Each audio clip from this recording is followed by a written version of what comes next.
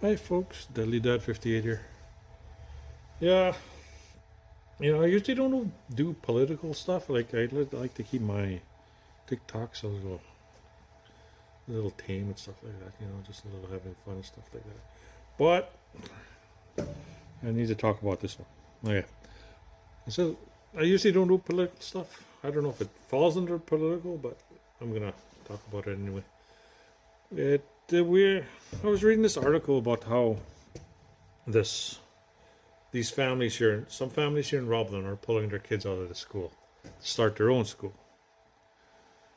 And mainly because the school here in Roblin teaches indigenous culture, traditions, land acknowledgements, and inclusivity.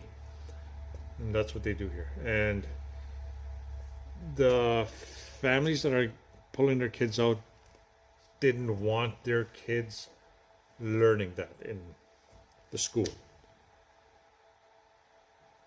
right? Because they think it's what you call it, taking away their Christianity, right? They don't want that happening. They don't want that happening to their kids, so they're pulling them out and start their own school. I said, fine, do whatever. Reading, and I get to maybe the two last paragraphs that I interviewed, right? And how the person was being interviewed was that they're of Métis descent, and how 40% of their enrollment is Indigenous, and how they can learn the Indigenous culture at home,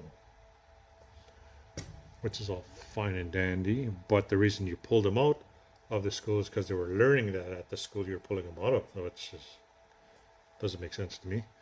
And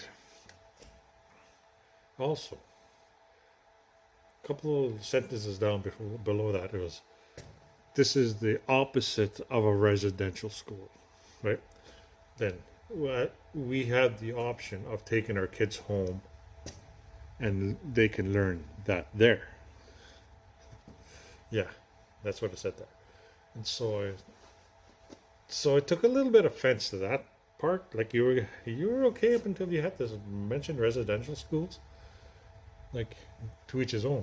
But yeah, you had the option of taking your kids home.